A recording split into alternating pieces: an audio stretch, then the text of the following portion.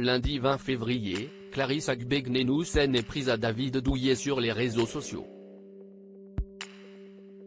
La double championne olympique n'a pas aimé les critiques de l'ancien ministre des Sports, alors qu'elle a fait polémique après avoir refusé de porter la tenue de l'équipe de France.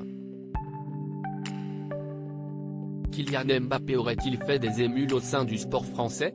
L'année dernière, le prodige de l'équipe de France de football est entré en conflit avec le président de la Fédération française de football Noël Le Graët, estimant que les joueurs n'avaient pas assez de poids dans les décisions relatives aux sponsors des Bleus. Quelques mois plus tard, le débat est passé du ballon rond au tatami.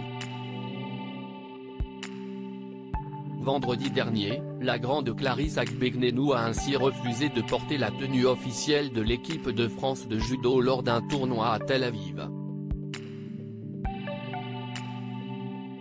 La double championne olympique n'a pas voulu s'afficher avec la marque Adidas, préférant porter une tenue de son sponsor personnel, la marque japonaise Mizuno, ancien sponsor des Bleus jusqu'au 1er janvier 2022. Une décision qui a suscité la colère jusque dans les plus hautes sphères du sport tricolore.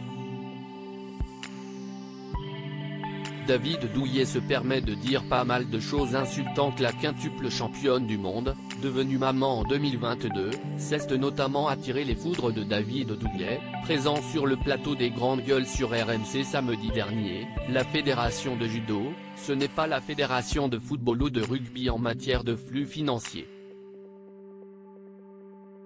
Tu ne peux pas avoir profité du système pendant toute ta progression et dire une fois que t'es au firmament, moi j'ai beaucoup plus d'argent, je représente beaucoup plus, que les autres se débrouillent, a-t-il notamment déclaré. Des propos qui ne sont pas du tout passés auprès de Clarisse Agbegnenu, qui a répondu avec colère sur Twitter. David Douillet se permet de dire pas mal de choses insultantes à mon égard, mais ce n'est pas sa première sortie cavalière à l'égard des femmes, écrit-elle. Des accusations de sexisme qui ont beaucoup fait réagir sur les réseaux sociaux.